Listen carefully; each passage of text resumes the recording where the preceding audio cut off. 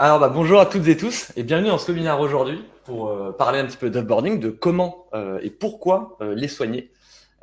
J'ai la chance aujourd'hui de pouvoir être entouré de super belles personnes que sont Clémence, Agathe et Margot. Je vais rapidement du coup vous laisser vous présenter. Moi, je vais me présenter rapidement. Donc aujourd'hui, je vais m'appeler Emmanuel Cortés, qui est normalement en charge de nos événements et qui a eu la bonne raison de partir un petit peu en vacances. Donc je m'en occupe aujourd'hui. Appelez-moi Emmanuel aujourd'hui, il n'y a aucun problème. Voilà. Clémence, Agathe, Margot, qui souhaite commencer à se présenter?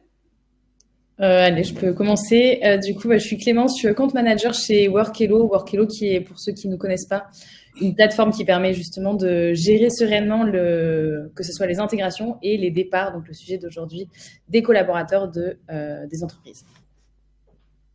Ok, merci. Ensuite, Agathe. Yes, Agathe, Talent Acquisition Manager chez Assess First. Assess First, je pense que la plupart des gens connaissent ici. Pour petit rappel, c'est une entreprise SaaS spécialisée dans le recrutement prédictif et la gestion prédictive des talents. Merci beaucoup Agathe. Margot, dernière à se présenter. Allez, ravie de vous rencontrer aujourd'hui. Moi, je suis psychologue de formation. J'ai aussi une double casquette en ressources humaines. C'est aussi le sujet du jour. Je travaille chez Mocha.care, qui est une start-up qui accompagne d'autres entreprises sur tous les sujets de santé mentale pour prévenir notamment et sensibiliser à ces sujets-là. Merci beaucoup. Donc bonjour à toutes et tous. Je vois que tout le monde connaît bien le chat et également ça commence à bien envoyer des bonjours. C'est top, dites-nous bonjour. Hein. C'est hyper cool. Moi, je vais vous faire rapidement un tout petit rappel des petits onglets qui sont présents pour cet événement aujourd'hui. Donc, le chat, pas besoin de le représenter. Nous allons avoir l'onglet sondage où je vais vous pusher des petits sondages qui apparaîtront aussi à l'écran durant tout ce webinaire, durant cette petite heure qu'on va passer ensemble. Nous avons l'onglet questions où vous pouvez poser toutes vos questions afin que nous, en fait, on puisse les centraliser pour pouvoir y répondre au mieux parce que des fois, malheureusement, si dans le chat, ça peut se perdre avec toute la discussion. Donc, n'hésitez vraiment pas à utiliser l'onglet questions. Et je vous pousserai des petits liens pour illustrer les propos qu'on pourra avoir durant tout ce petit webinaire. Vous êtes prêtes? On est parti? Parce qu'aujourd'hui, quand même, le sujet, oui, c'est l'offboarding.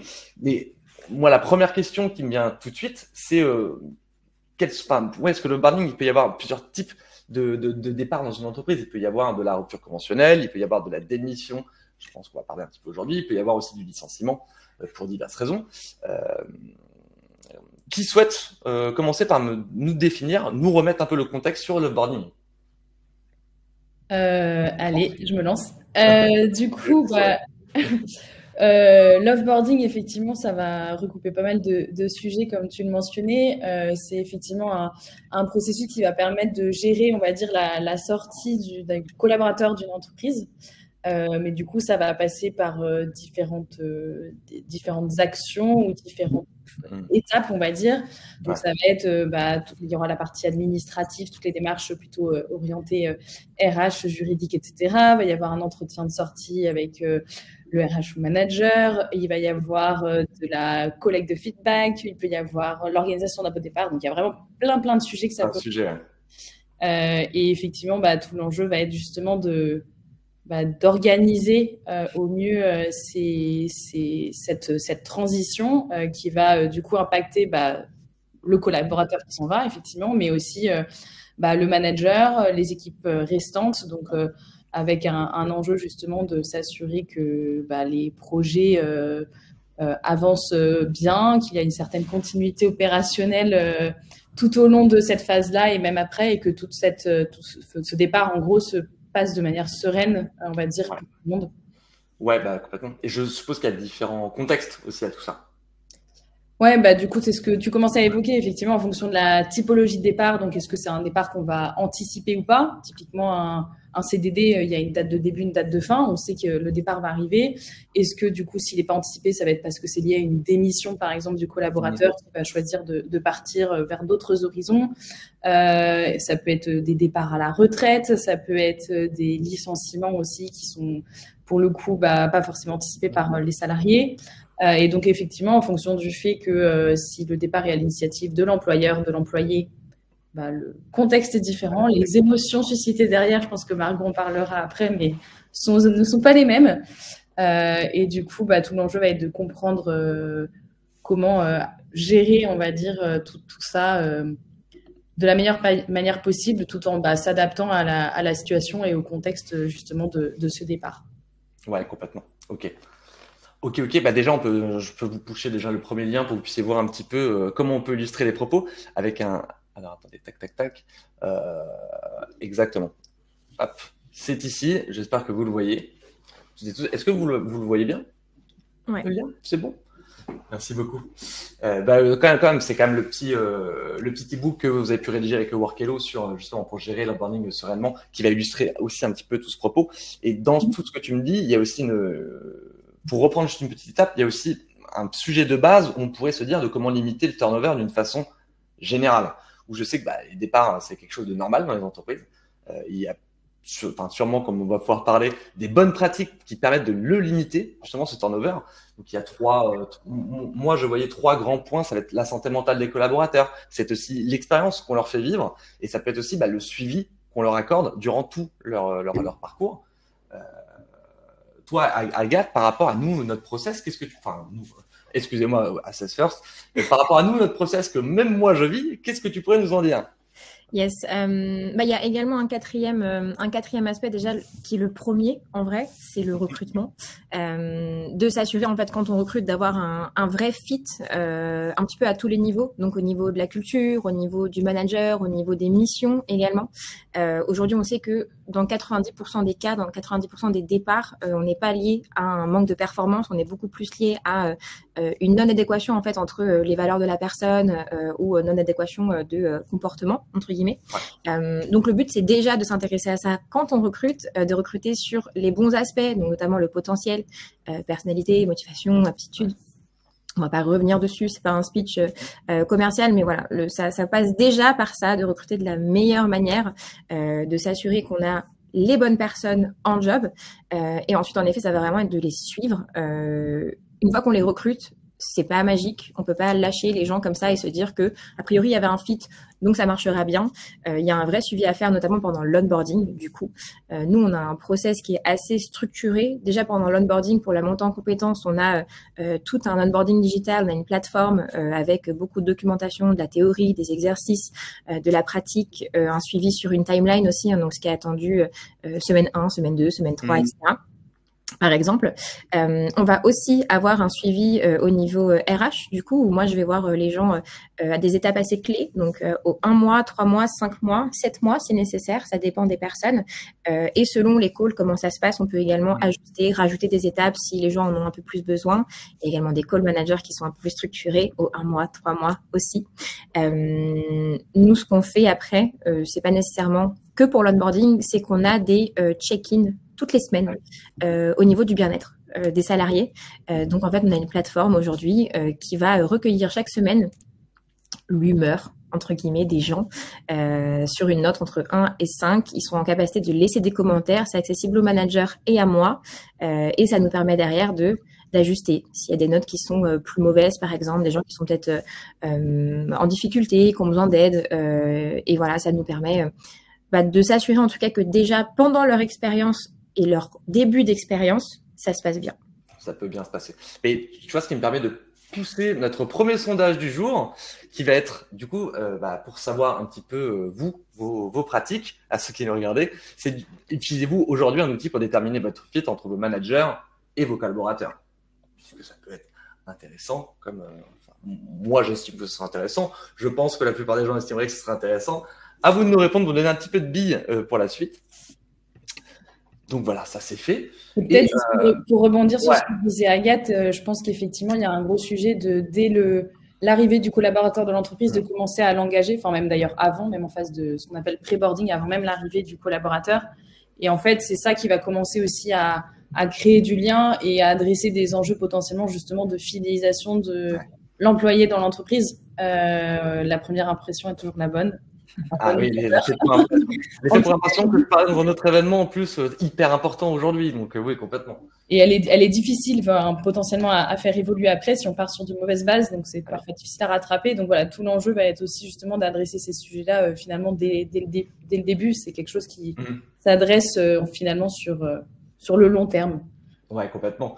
Et moi ce que je pourrais dire, c'est que par rapport à tout ce qu'on dit, forcément, il y a des stratégies RH elles peuvent être pardon, différentes suivant les entreprises ou n'importe quoi, mais il y a toujours des conseils à se donner, je pense, entre nous pour aujourd'hui.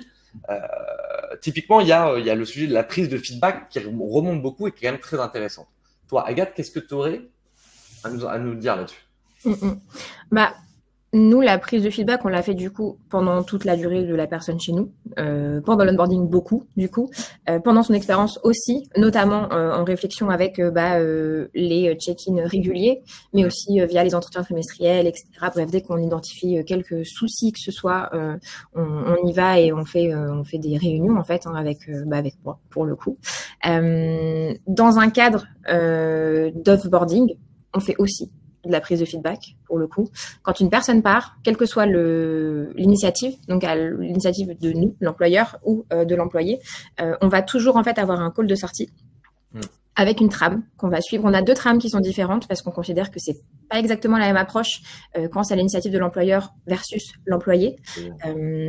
Quand c'est à l'initiative de l'employeur, la trame va être beaucoup plus portée sur le ressenti de la personne, sur sa compréhension aussi des raisons potentiellement qui nous ont poussé à nous séparer d'elle, de son ressenti sur son expérience de manière générale. Est-ce qu'on l'a assez accompagnée? Est-ce qu'on aurait pu peut-être éviter cette sortie?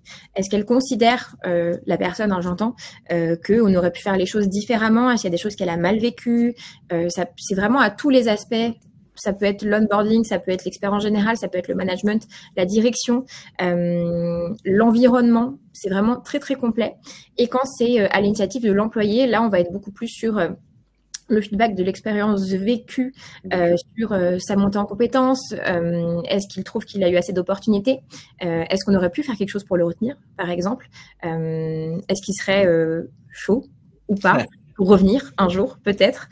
Donc voilà, on a vraiment 2 approches très différentes et le but après, c'est de pouvoir partager aussi ces feedbacks et dans les 2 cas, de vraiment laisser un espace d'expression libre pour les gens, parce qu'on sait que envers les managers ou envers la direction, des fois c'est très compliqué de s'exprimer, des fois on n'ose pas, on n'a pas envie, et donc là c'est vraiment l'espace qu'ils ont. Ils partent, souvent on le fait le dernier jour ou vraiment la dernière semaine, donc 2-3 jours avant la sortie pour qu'il y ait moins d'enjeux pour eux et qu'on soit vraiment dans un espace libre et très honnête, quoi. Ouais, totalement. Ça se comprend totalement. Et je suppose, toi, Clémence, avec le Workello, vous avez quand même un petit mot, des super choses à balancer là-dessus.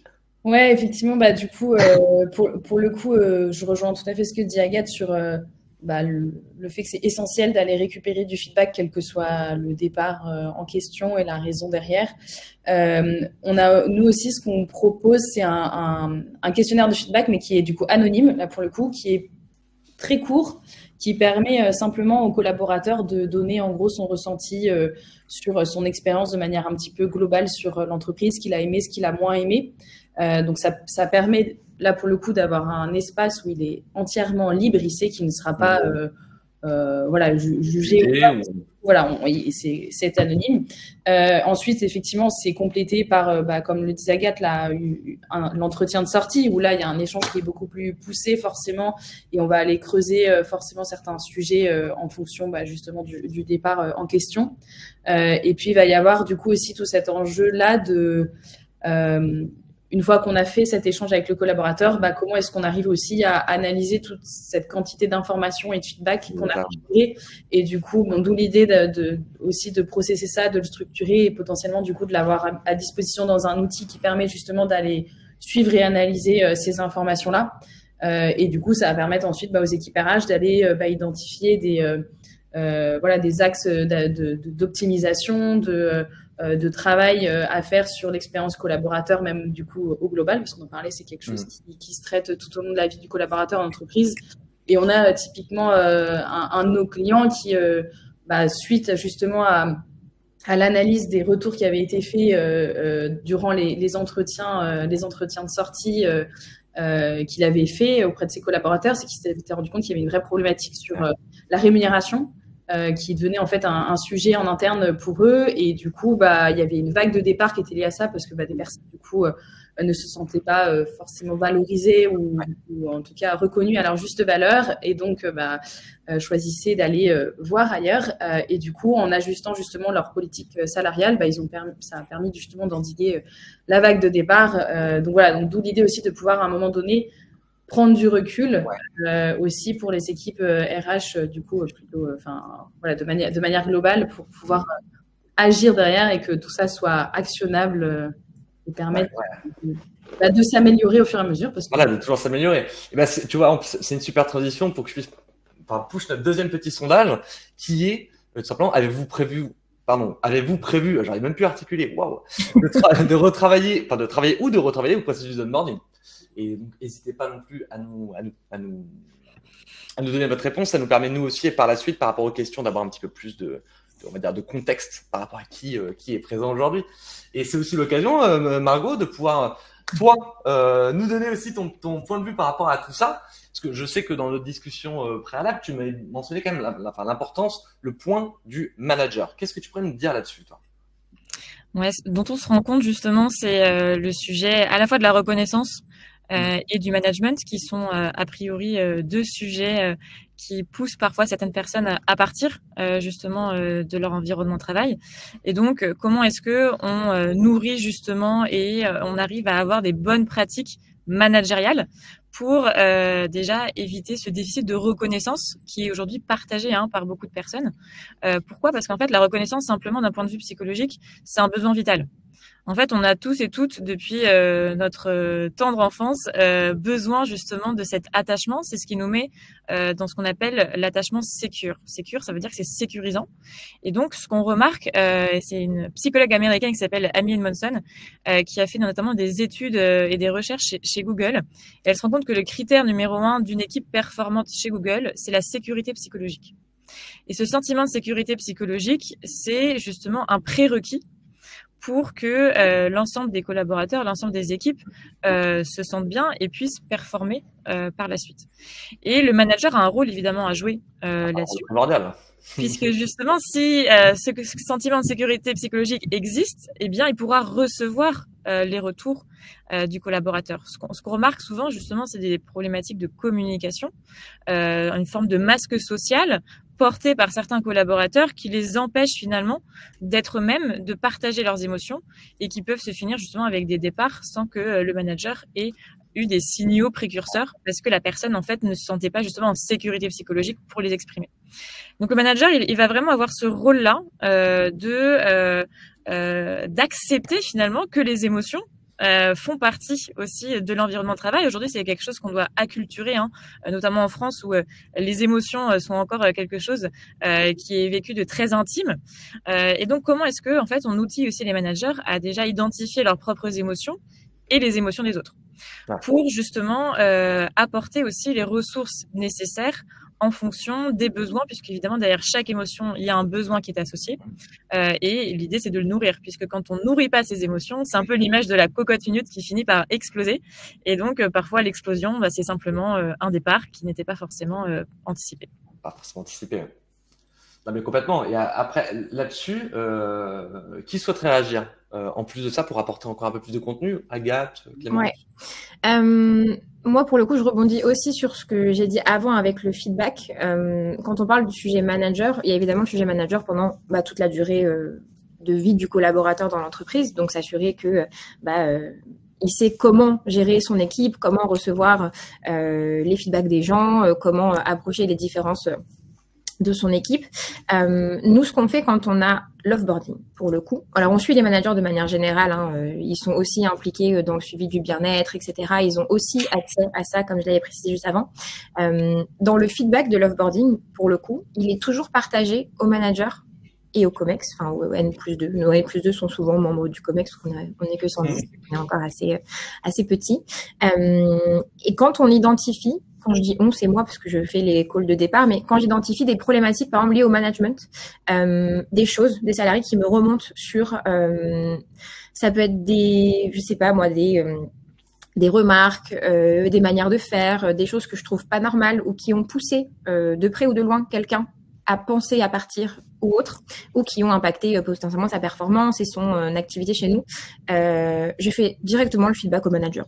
En fait, c'est que pendant qu'on fait un peu le feedback du départ, je vais lui dire directement les choses que j'ai identifiées, ce qu'il faudrait pour que ça change, pourquoi potentiellement c'est pas OK. Et dans le cadre où c'est pas forcément bien reçu, ça peut arriver. Alors nous, on a quand même de la chance, on a très très peu de problématiques de ce genre, mais le conseil que j'aurais, ce serait aussi de faire remonter un peu plus haut. Si on a des problématiques qui sont par exemple répétées.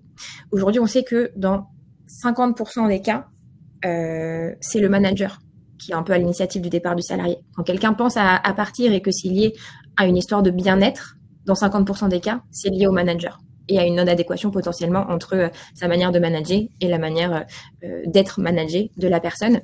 Donc vraiment, ce que je conseille, c'est de partager le feedback au manager, d'être très honnête dans ce feedback, de pas avoir peur de vraiment partager au manager ces points d'amélioration. Potentiellement, le manager n'en a pas du tout conscience. Ce qu'il pourrait faire aussi pour s'améliorer et de partager plus haut si nécessaire. Si ça peut des fois être une bonne leçon pour l'ensemble des managers pour repenser un petit peu les pratiques. Trop bien, merci beaucoup, hyper clair. Et du coup, parce que là je vois que dans les questions qui ont été posées, ça commence quand même à bien en répondre déjà. Par exemple, la question de Maxime. Maxime Tisson qu'on répondra après. Clémence, moi j'aurais aussi avoir ton point de vue sur ce sujet-là avant qu'on passe à se faire quelques petites questions parce que on est pile poil dedans. Non, mais effectivement, le fait de faire un retour aussi au manager je suis en face, va être essentiel. Il va falloir de toute manière l'impliquer. En plus, jusqu'au bout, il va être garant aussi du fait que la fin se passe aussi au mieux, parce que c'est lui qui est en contact au quotidien avec la personne qui s'en va, mais aussi les équipes qui restent. Donc là aussi, l'idée, ça va être de bien définir quel est le rôle aussi de chacun. Bien sûr, quand on arrive dans une entreprise, on va avoir du coup son manager qui va avoir un certain positionnement, etc. Et les équipes RH participent aussi au fait de bien clarifier quel est le rôle du manager pendant la phase d'onboarding, par exemple, ou le rôle du RH. En fait, c'est la même chose quand on parle de départ d'un collaborateur. Chacun va avoir ses tâches, ses actions, ses responsabilités. Le manager, il est quand même au cœur de la machine, au quotidien avec tout le monde. Donc, c'est vrai que c'est aussi un allié, même pour les équipes RH, pour aller justement identifier les potentiels départs à venir ou des choses qui se passeraient pas bien. Donc, c'est vraiment un travail aussi à co-construire avec eux. Et quand on parlait justement aussi tout à l'heure justement des feedbacks et du fait d'analyser aussi quels sont les retours qui sont faits des collaborateurs, intéressant aussi pour les RH de partager ces informations-là aussi en interne, que ça ne reste pas que cloisonné au sein de l'équipe RH, parce que du coup, il y a effectivement plein d'éléments, on va dire, un peu plus extérieurs qui peuvent jouer là-dessus, et dont, comme le dit Agathe, l'importance aussi d'avoir les managers qui sont au courant de ce qui se passe, ce qui va se passer, et comment s'améliorer au fur et à mesure pour que ça se passe au mieux par la suite aussi. Par la suite. Mais du coup, donc là, je pense que, hop, je l'affiche à l'écran, la question de Maxime, où là, vous y avez plus ou moins répondu. C'est la préconisation sur qui doit gérer l'onboarding, le manager, le RH, ou la bonne solution qui est la dernière. Du coup, un peu des deux.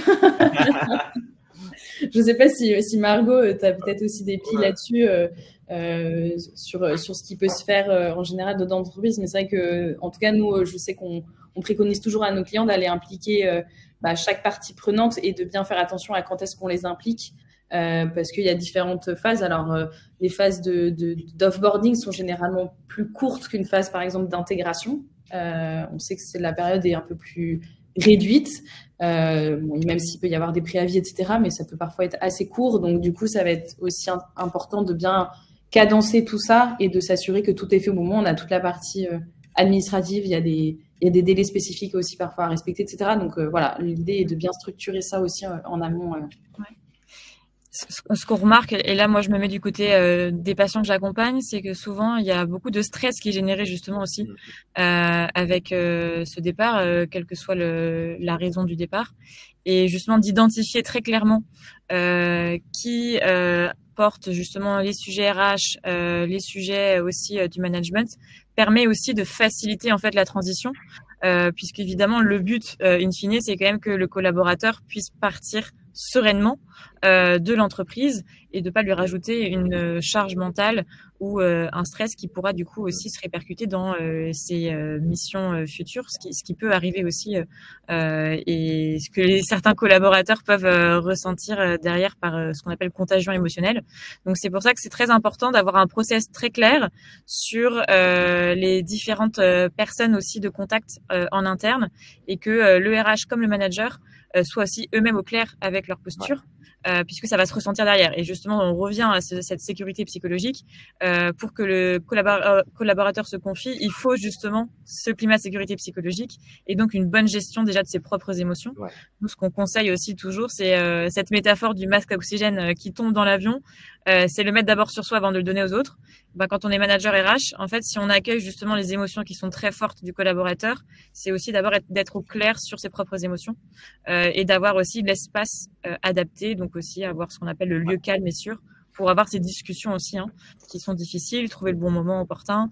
Si on est en open space, s'assurer que le collaborateur ne traversera pas les larmes aux yeux l'open space. Voilà, c'est penser aussi à tous ces petits détails et anticiper ces discussions qui peuvent être fortes en affect.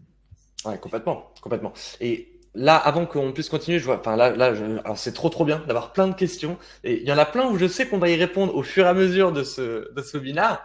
Et il y en a une, c'était la question d'Hélène, donc celle qui suivait. C'était, donc je vous l'affiche à l'écran tout de suite, c'est préconisez-vous d'appeler le collaborateur avant sa sortie de l'entreprise ou après sa sortie de l'entreprise? Qui souhaite prendre la parole? Moi, je peux dire ce qu'on fait déjà. Pour le coup, nous, systématiquement, on va le faire avant sa sortie. En fait, le jour de fin ou quelques jours avant. Ça m'est déjà arrivé de le faire après, mais déjà, je trouve qu'on est un peu moins sûr d'avoir le feedback parce que du coup, la personne, psychologiquement, elle est aussi détachée de l'entreprise. Je pense qu'elle a aussi envie de passer à autre chose potentiellement, selon la manière dont ça s'est passé pour le départ. Nous, on le fait avant parce qu'on a envie aussi qu'elle sorte en étant bien, si elle a des choses à dire, en ayant pu dire les choses qu'elle avait à dire et pas avoir un peu cette frustration potentiellement de pas avoir été vue avant qu'elle parte, de pas avoir pu dire les choses tant qu'elle était là. Mine de rien, ça fait quand même un effet de le dire avant ou versus après. Donc moi, de ce qu'on fait et de ce que je conseillerais, je préconiserais de le faire avant. Je rejoins Agathe, il y a toute une symbolique en fait autour du départ. Et d'ailleurs, c'est important d'identifier une date de départ le plus rapidement possible. Ça va aider la personne en fait à entamer ce process de deuil, puisque c'est aussi un deuil à faire, et donc d'accepter finalement cette page qui se tourne. Et l'idée, c'est pas de sacraliser justement ces au revoir. C'est normal de se dire au revoir. Simplement, ça aide justement de symboliser vraiment une date qui va marquer aussi la fin de cette période. Donc l'idée, c'est vraiment de garantir aussi que toute cette offboarding pourra être réalisée dans les temps impartis. Ok. Merci beaucoup. Je pense que du coup, pour les prochaines questions, on va les reprendre un peu plus tard, parce que comme je vous disais, il y en a plein que, à mon avis, elles vont être répondues pendant pour un événement. Du coup, si on peut se faire un petit focus durant cet offboarding, tout ça, il y a toujours un espace un peu de passation à formaliser, selon ce qu'on avait toutes pu discuter. Et je me rappelle que Clémence, tu nous en as parlé, toi. Qu'est-ce que tu pourrais nous partager aujourd'hui là-dessus? Sur la partie sur la passation, effectivement, là, l'idée va être vraiment d'anticiper au maximum comment on traite les sujets en cours. C'est toujours une source d'inquiétude, notamment pour les équipes qui restent, de savoir comment ça va se passer, qui va reprendre quoi, est-ce que la personne va être remplacée, est-ce qu'on va perdre aussi potentiellement une certaine expertise. Donc, encore une fois, ça s'organise et ça se prépare. Donc, il y a des espaces de passation justement qu'on peut mettre à disposition de l'employé pour justement formaliser, on va dire, un minimum des éléments qui lui semblent importants. Ça n'empêche pas qu'il faudra, je pense, le revoir avec le manager, s'assurer que tout est clair, faire potentiellement des points avec certaines personnes de l'équipe pour qu'il y ait une vraie phase de transition, etc. Mais en tout cas, il va falloir vraiment, et je rejoins du coup Margot qui disait il y a une date de départ qui va être définie. Du coup, il y aura aussi des peut-être des échéances où on va dire à partir de tel moment, c'est toi qui reprends tel sujet, etc. Pareil, toujours dans l'idée de rassurer chacun sur cette transition qui se fait et qui est toujours un moment un peu incertain et plein d'inconnus au départ. Donc, et là, le manager a encore une fois un rôle essentiel à jouer, quoi. Ah, toujours, ouais. De toute façon, le manager a un rôle essentiel dans toute cette stratégie de boarding. Toi, Agathe, du coup, sur ce point manager, qu'est-ce que tu pourrais nous dire? Je trouve que du coup, le ou la RH a aussi un rôle à jouer. Nous, quand on décide soit que quelqu'un va partir, soit quand on sait que quelqu'un va s'en aller, en fait, le premier réflexe, c'est d'aller voir le manager et de décider en fait de ce qu'on va faire. Alors lui, avec son équipe, pour le coup, nous, pour la partie passation, etc., les managers sont très autonomes. C'est-à-dire que souvent, ils vont eux-mêmes reprendre la majorité de la charge pour pas trop impacter les équipes, ou alors il la distribue assez bien le temps qu'on puisse remplacer, si on remplace. Mais du coup, le but avec moi, c'est de pouvoir justement décider des next steps. Donc en fait, on se voit et on se dit, ok, est-ce qu'on va remplacer, est-ce qu'on remplace sur entre guillemets les mêmes conditions, qu'est-ce qu'on peut apprendre aussi de ce départ-là, est-ce que le profil qui part, si on le fait partir, est-ce que c'était le bon profil, est-ce que la recherche sera la même que potentiellement ce qu'on avait, si la personne part et que c'est son initiative, qu'est-ce qu'on peut faire différemment. Bref, le but c'est vraiment d'avoir quelque chose de clair pour les next steps, pour le manager.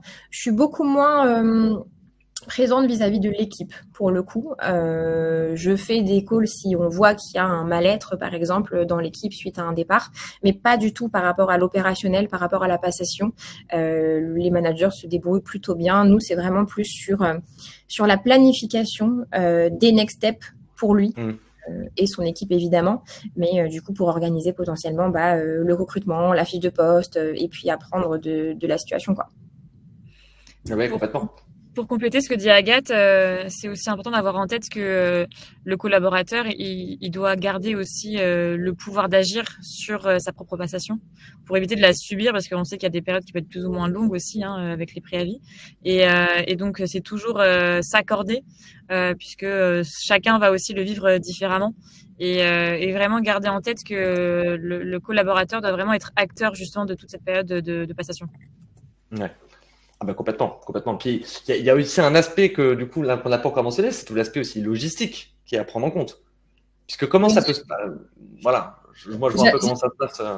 J'allais rebondir justement à côté de ça, il y a aussi tout un aspect plutôt très pragmatique et très terre à terre qui va être justement aussi que ce soit la partie administrative ou justement toute la partie sur la récupération du matériel, de l'équipement, etc. Du coup, bien s'assurer de savoir déjà sur la partie administrative que tout va être bien cadré, parce que simplifier au maximum toutes ces démarches-là pour pouvoir se concentrer ensuite sur tout l'accompagnement, l'aspect plus humain, on va dire, de la gestion du départ du collaborateur. Donc là, évidemment, il y a pas mal de process qu'on peut mettre en place pour digitaliser un certain nombre d'éléments, de remise de documents, etc. Donc, en tout cas, s'assurer que cette partie-là ne va pas aller nuire en gros au reste, parce que de toute manière on doit y passer, donc c'est des choses qu'on peut normalement facilement anticiper parce que c'est très cadré et très formel, que ce soit la remise des documents, ça peut être le solde de tout compte, l'attestation, enfin voilà, il y a plein d'éléments qui vont être à remettre aux collaborateurs, ou en tout cas à clarifier à des échéances vraiment très précises dans le temps. Donc d'où l'idée d'avoir ce process encore une fois structuré et voilà, avec via des outils, en tout cas, on peut se permettre aussi d'avoir justement des tâches attribuées à l'un ou à l'autre à un moment précis, avec des notions de rappel, etc., pour être sûr de rien oublier, parce que ça peut aussi avoir un impact derrière important si jamais on fait mal les choses sur la partie administrative. Et sur la partie justement plus logistique et la remise des équipements, on a un chiffre, nous, qui est issu de notre livre blanc, justement, que tu as partagé tout à l'heure, mais globalement, si les logiciels, les accès aux logiciels ne sont pas supprimés, en gros, au moment du départ du collaborateur, on estime que c'est 25 000 € potentiellement annuels qui sont dépensés dans le vent par les grands groupes internationaux. Donc, c'est énorme. Alors, ça reste un chiffre. C'est énorme. Voilà, peut-être à prendre, voilà, pour donner des ordres de grandeur. En tout cas, il varie forcément d'une entreprise à l'autre, mais du coup, c'est des choses qu'il faut quand même anticiper. Parfois, il y a des entreprises qui ne savent même pas qui a quoi, qui a un ordinateur, qui a une voiture de fonction, qui n'en a pas. Donc, voilà, c'est important de clarifier ça, qui est-ce qui va récupérer le matériel, quand, parce que typiquement le badge d'accès, on va en avoir besoin jusqu'au dernier jour, peut-être que la voiture de fonction, on la rend quelques jours avant, et puis même ne serait-ce que la partie outils, accès à des logiciels, en moyenne, on dit qu'il faut à peu près 1 heure au service IT pour désactiver tous les comptes d'un collaborateur au logiciel, ou qu'il utilise au quotidien dans l'entreprise. Donc pareil, c'est pas quelque chose qu'on fait au dernier moment. Et puis encore une fois, on sait toutes les questions autour aussi de la sécurisation des données. On en entend régulièrement parler, les fuites de données, etc. Donc voilà, il y a vraiment un enjeu de faire ça au bon moment et de pas attendre quelques semaines, voire mois. Trop tard.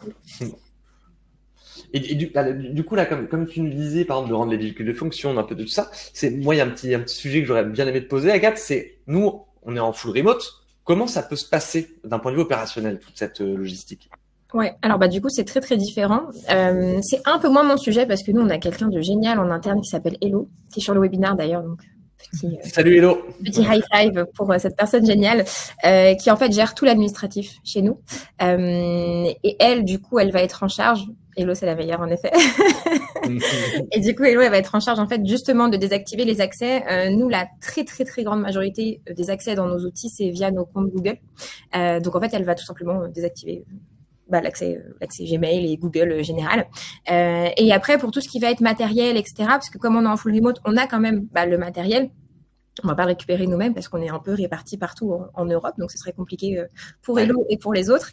Donc on a en fait un prestataire qui se charge de tout ça, qui va récupérer le matériel, qui va récupérer aussi potentiellement les fournitures, parce qu'on a des fois des bureaux, un deuxième écran comme là, une chaise ergonomique, etc.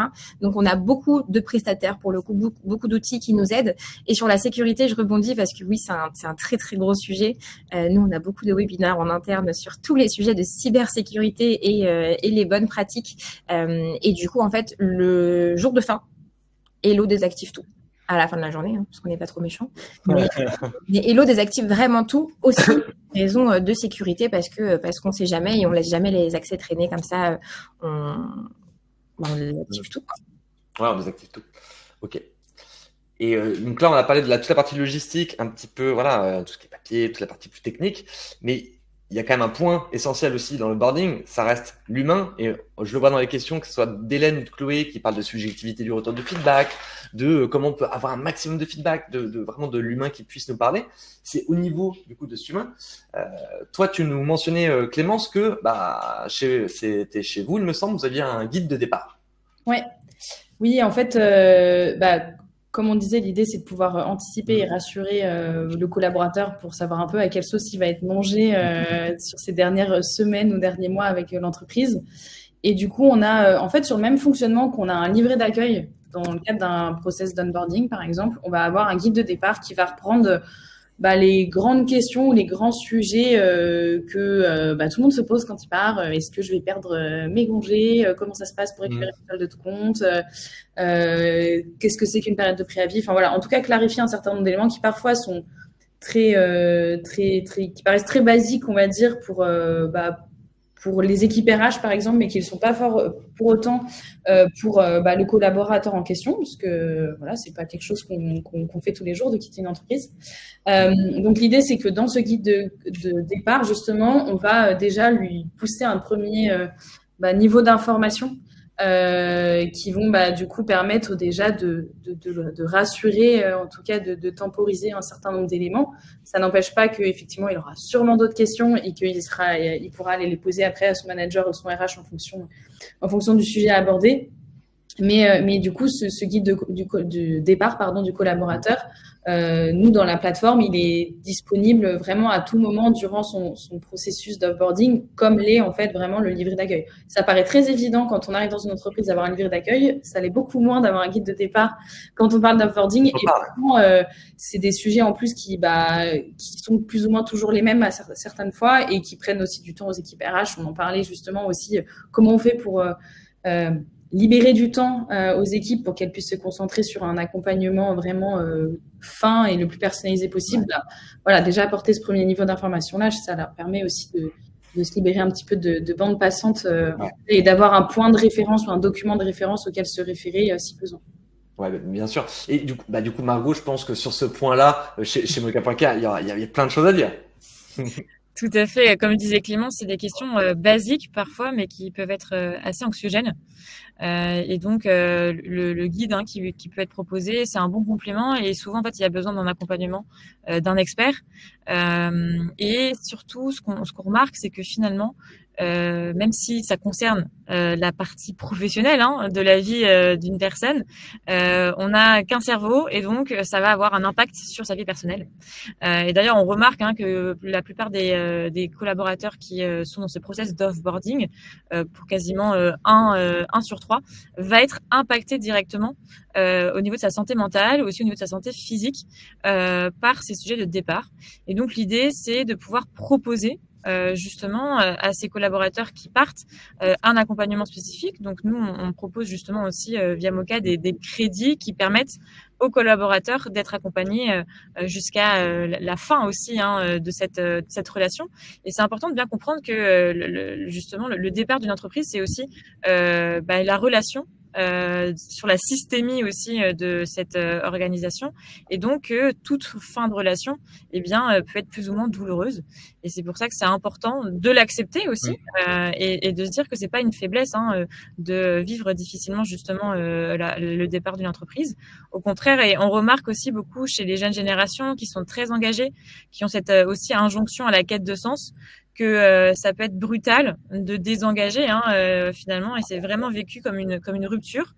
Et donc évidemment, qui dit rupture dit pic d'émotions, et peut-être parfois aussi des questions un peu moins basiques qui remontent, toute une quête de sens aussi qui émerge.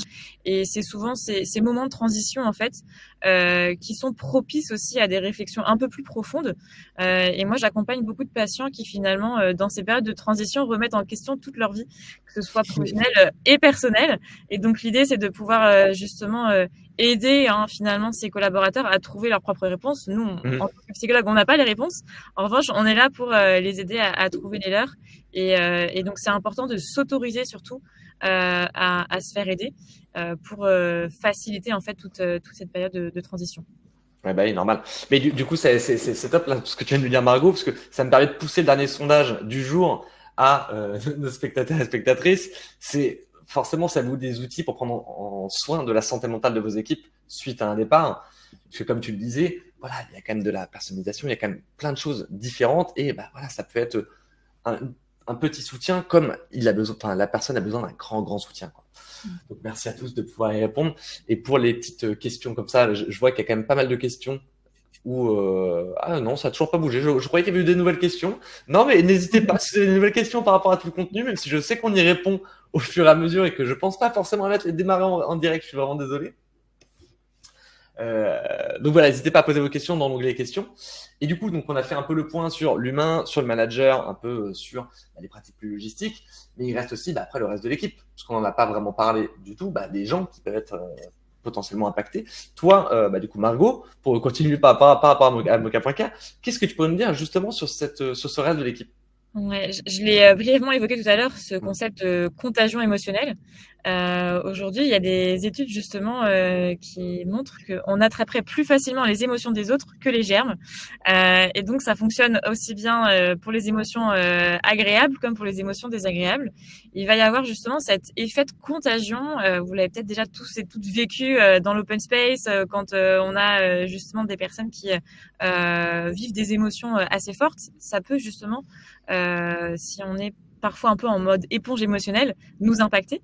Et ces départs, et puis évidemment quand il y a des vagues de départ plus importantes, vont évidemment impacter ceux qui restent.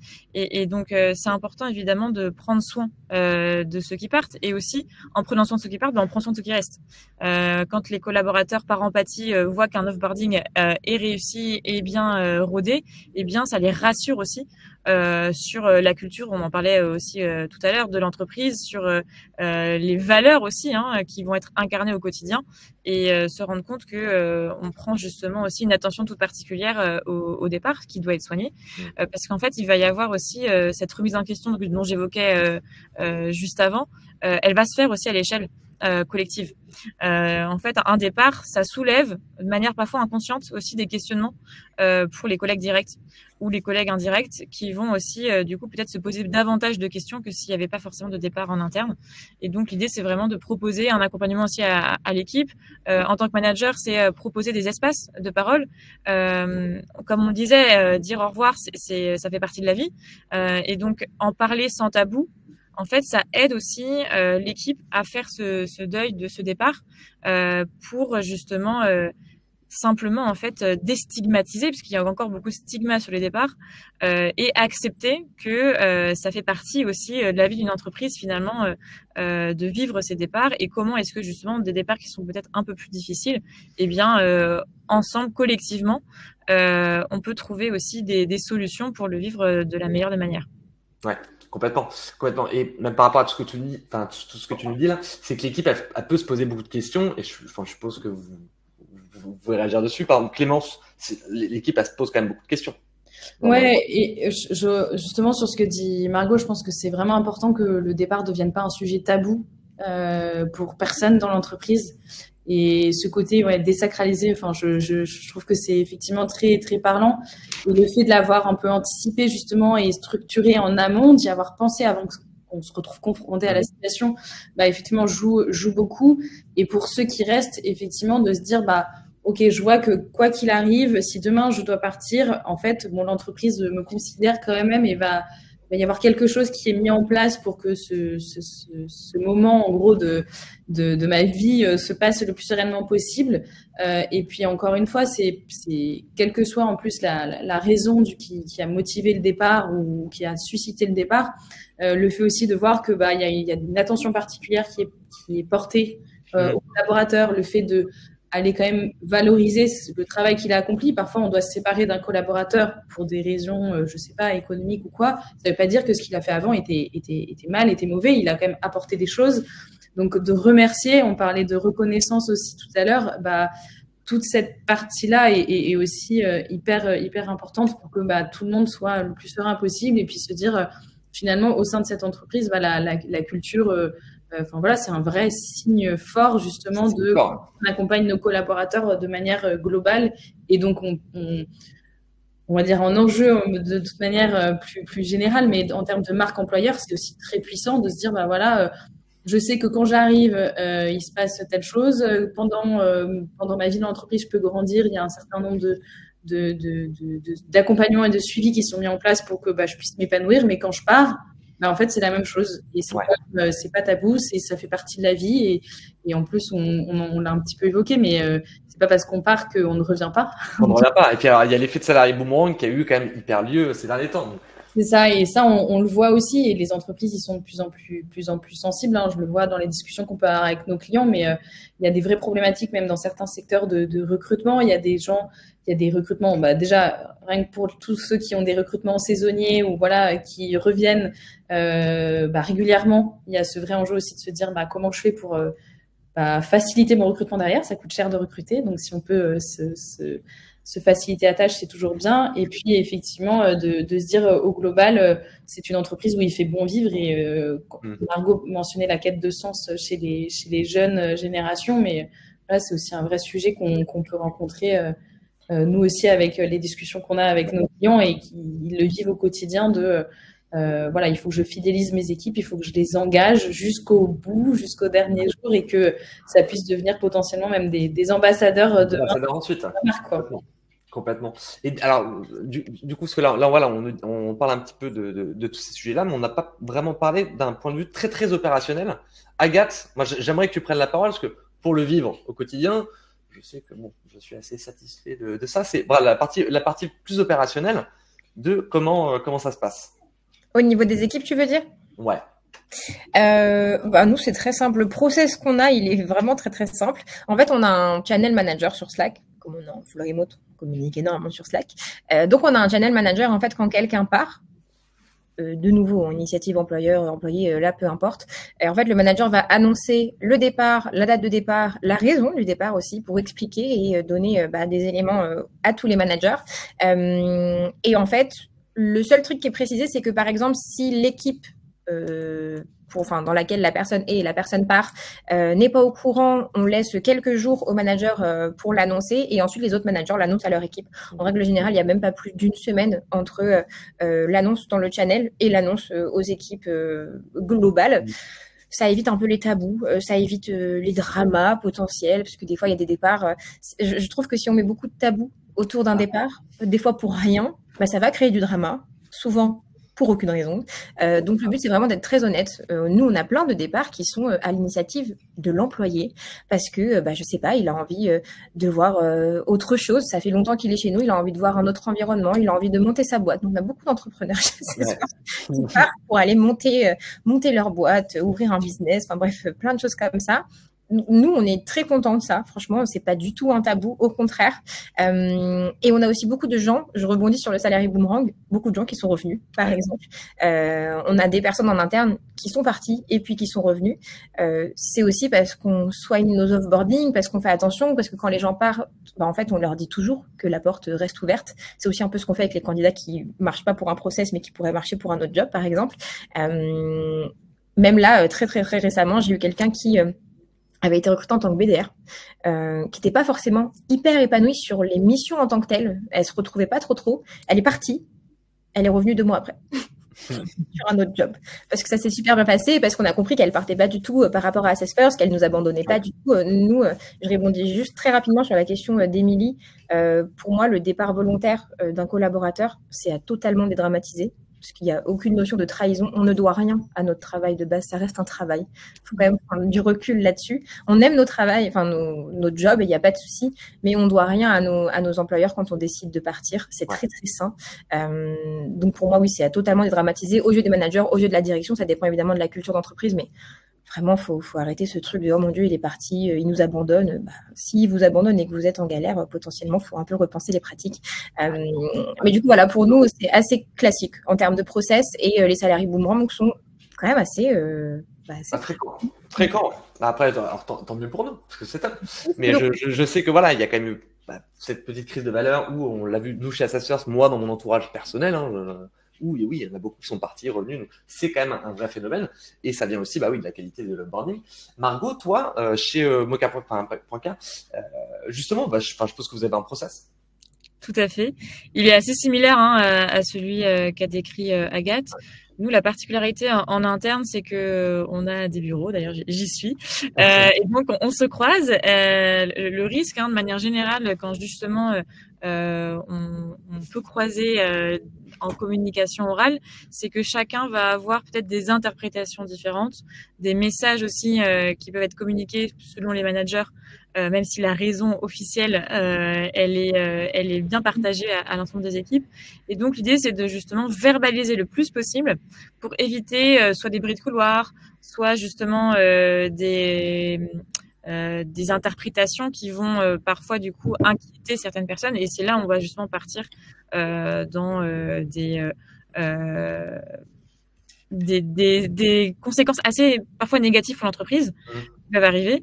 Et donc quand on a une politique justement de travail en présentiel, je dirais que c'est encore plus soigné chaque étape pour éviter justement que une personne l'apprenne par quelqu'un d'autre. Et donc, c'est justement que on communique sur le bon canal et au bon moment et avec les bons mots. Et surtout, je le répète, mais verbaliser, en fait, ça permet d'éviter les non-dits. Parce qu'en fait, tous les non-dits, on sait que c'est ce qui tue finalement. Et donc, vraiment verbaliser le plus possible. Et l'autre point, vraiment, sur la dynamique du symbole, en fait, ça a vraiment un pouvoir justement de communiquer aussi sur la date de départ. Ça permet aussi à l'ensemble des équipes de pouvoir s'organiser, que ce soit le pot de départ, le cadeau, voilà, il y a tout qui est possible. Je sais qu'il y en a qui prennent aussi par exemple des cafés avant de partir. Ça aide aussi la personne à faire ce process pour entamer justement aussi un après et justement pouvoir anticiper la projection. C'est de se dire ok, donc là, comme la fin d'une relation, on a mis la partie de ce chapitre finalement sous le passé. Comment est-ce qu'on projette aussi le futur, et on accompagne le plus possible aussi là-dessus. Ok. Ah oui, non, mais totalement logique aussi. Et super process, ouais, au final. Pour terminer un peu ce webinaire, parce que je vois que l'heure elle passe, il est déjà 11h55, je vois qu'il y a quelques participants qui malheureusement nous quittent. Mais moi, je trouve ça trop intéressant. Je pourrais rester 2 heures ici, moi je serais bien. Malheureusement, les gens n'ont pas forcément mon temps pour aujourd'hui. Ce que je vous propose, c'est pour terminer, c'est un peu de parler de toute cette valorisation du travail à la fin de tout ce processus de onboarding. Et Clémence, je sais que dans la préparation, tu nous avais mentionné un chiffre sur justement ce qu'on parlait avant, le salary boomerang. Ouais, un chiffre important, effectivement, c'est que 65% des personnes qui démissionnent sont prêtes à retourner chez leur ancien employeur. Donc, ça veut dire ce que ça veut dire quand on gère ça de manière fluide pour chacun. Bah, du coup, l'impact derrière, il est réel. Je pense qu'on a aujourd'hui, vu la tendance que ça prend, on a tous connu dans notre entourage des gens qui sont partis et finalement qui reviennent plus tard. Et c'est toujours en plus une bonne chose pour l'entreprise parce que le salarié va voir ailleurs, va potentiellement acquérir de nouvelles expertises, voir de nouvelles choses, apporter après un regard différent aussi quand il va revenir chez vous. Et du coup, effectivement, bah, cette phase d'offboarding, bah, si elle est bien faite, ça donne d'autant plus envie de se dire, bah, bon, voilà, j'ai été accompagnée jusqu'au bout, je sais que je serai bien traitée jusqu'au bout, quoi que je fasse, et je suis considérée vraiment comme étant un élément qui apporte aussi quelque chose à l'entreprise. Et on parlait bah, déjà des pots de départ, des petits cadeaux qui peuvent être organisés aussi, mais simplement même parfois un merci un peu officiel aussi peut faire son effet. Enfin, parfois, c'est des choses aussi très simples qui font la différence et c'est celle potentiellement qu'on retient finalement derrière, quoi. Complètement. Et toi, Agathe, par rapport à tout ça, ton mot de la fin, du coup, ce serait sur un onboarding réussi? Un offboarding réussi. Sur la valorisation, en gros, enfin, sur la valorisation du travail accompli, comment tu termines? Ouais. Valorisation du travail accompli. Pour le coup, moi, je considère que c'est presque pas mon rôle, dans la mesure où je n'étais pas dans l'opérationnel. Donc, je laisse un peu ça au manager il a aussi évidemment un call d'offboarding call d'offboarding en tout cas quand il parle de son départ et je considère que c'est un peu à lui de valoriser le travail de la personne et voilà, de lui donner les éléments là-dessus. Moi, ce que je considère un offboarding réussi, c'est quand la personne à la fin de l'échange qu'on a eu, elle et moi, c'est qu'elle soit contente, soit de l'expérience qu'elle a eue chez nous, soit du call. Si elle n'est pas contente d'avoir pu s'exprimer, que je puisse avoir des choses aussi à remonter potentiellement pour qu'on s'améliore. Globalement, c'est quelqu'un avec qui après on gardera une relation cordiale. Je parle encore avec certaines personnes qui sont parties, pas forcément pour qu'elles reviennent, mais juste parce que elles sont venues, elles sont parties, mais ça n'empêche pas de garder un peu un lien. Donc pour moi, c'est surtout là-dessus que la personne, si elle est contente, si elle est bien, mon offboarding, il est réussi. Même s'il ne revient pas, on va pas tous revenir. Hein. Très peu probable. Il y en a, hein, mais voilà, pour moi, c'est vraiment le curseur, il est vraiment sur la personne qui part, plus que moi, ou nous. Ouais, complètement. Ok. Et du coup, je vais te laisser la parole, Margot, pour conclure cette petite édition. Mais juste avant, je vais vous partager un petit lien, quand même, qui est pour découvrir les bonnes pratiques de vos psychologues chez Moka. C'est voilà, sur la reconnaissance au travail. En gros, ça va être juste ici à cliquer si j'arrive à l'ajouter, puisque je suis en train de me perdre dans tous mes boutons. Voilà. Donc, c'était pour toutes les bonnes pratiques en fait de vos psychologues sur la reconnaissance au travail, comme on me disait, qui peut être qui est très importante pour la fin. Même si, comme le sujet principal des départs est souvent lié à un manque de reconnaissance, l'idée c'est de pouvoir justement anticiper, prévenir, donner aussi de la reconnaissance. En analyse transactionnelle, qui est un courant de la psychologie, on dit qu'il y a 4 verbes pour tout équilibre justement dans ces relations. C'est oser demander, oser donner, oser recevoir et oser refuser. Et donc chacun à son échelle, que ce soit collaborateur, manager, RH, collègue, on peut aussi justement demander ces feedbacks qui sont justement des cadeaux justement. On a aussi le pouvoir de demander de recevoir du feedback quand on a l'impression qu'on en manque. Et donc ça, c'est vraiment super important de se dire que chacun à son échelle, on peut agir sur ce sujet de la reconnaissance qui aujourd'hui est vraiment un sujet à considérer quel que soit son rôle dans l'entreprise. Ouais, complètement. C'est top, Margot. Merci beaucoup. Il est midi. Alors, il me semble qu'il y avait une d'entre vous qui souhaitait midi, puisqu'il y avait des petites activités après. Est-ce qu'on a le temps juste pour faire 5 minutes et se faire 3-4 petites questions au final? Parce qu'il y a eu beaucoup de questions. Alors, je sais qu'il y en a qui ont été plus ou moins répondues. Et je vous invite tous, à toutes celles et ceux qui nous regardent, à ajouter Margot, Clémence et Agathe directement sur LinkedIn pour leur reposer vos questions. Je parle pour vous, mais je pense que vous ferez un plaisir de leur répondre. Bien sûr. Avec plaisir. Alors, au niveau des questions, donc là, moi, si je me retrace un petit peu tout ce qu'on a pu avoir, il y avait la question de Léo Bretin, c'est sur alors, attendez, je vous la mets directement ici, c'est suggérez-vous un processus onboarding harmonisé pour l'ensemble des fonctions? Je peux bien prendre la question justement parce qu'au sein de Workello, c'est justement quelque chose qu'on peut faire, c'est on va pouvoir aller personnaliser les processus d'offboarding au sein de la plateforme. Et généralement, il y a toujours une partie qui est un petit peu générique, on va dire un socle commun qui est valable pour un peu tout le monde, on va dire. Et puis après, on peut aller justement affiner le processus de départ. Alors, on peut l'affiner de différentes manières. Il y a la fonction, mais souvent ce qui est fait, c'est par exemple en fonction de du type de départ. Est-ce que c'est un départ à la retraite? Est-ce que c'est un départ anticipé, une fin de CDD? Ou alors, est-ce que ça va être un départ à l'initiative, par exemple, de l'employeur dans le cadre d'un licenciement? Et là, les processus sont pas forcément les mêmes. Du coup, c'est plutôt selon la typologie de départ, en tout cas, que nos clients fonctionnent. Même si après, il y a bien sûr des spécificités qui peuvent jouer sur le fait d'avoir effectivement un manager qui s'en va. Potentiellement, il y a une manière de gérer le départ du manager qui est différente que si c'est entre guillemets seulement, je mets des gros guillemets, mais un membre de l'équipe. Donc l'idée, c'est de pouvoir avoir quelque chose. Alors potentiellement commencer avec quelque chose de très simple. On peut très bien commencer avec un simple questionnaire de prise de feedback, une trame d'entretien de sortie et déjà voir ce qui remonte. Mais ça permet après de structurer et d'affiner au fur et à mesure de vos réflexions en interne et des projets que vous pouvez avoir et des problématiques rencontrées. Complètement. Et du coup, pour enchaîner, je pense la dernière question, parce que c'est la meilleure des réponses, c'est celle de Guillaume, que je peux. Ah non, j'ai oublié de mettre. J'ai terminé de répondre. C'est celle de Guillaume qui nous disait pourquoi tant d'entreprises ne font pas d'offboarding. Je ne comprends vraiment pas. Je pense que nous non plus ici. C'est pour ça qu'il y a ce webinaire. Personne ne comprend. C'était plus pour la petite blague. Je suppose que. On espère que ça aura donné des billes à tous ceux qui pensent que c'est vraiment important pour pouvoir aller remonter le sujet en interne. Ouais, c'est très important. Mais en tout cas, moi, je souhaitais vous remercier toutes les trois pour ce petit webinaire d'une heure quand même. C'était parfait. Moi, j'ai trouvé qu'il y avait plein de contenus qui ont été donnés. Merci à vous toutes et tous aussi qui nous avez regardés. Vous avez encore, comme d'habitude, enflammé le chat, quand même, beaucoup sur le chat.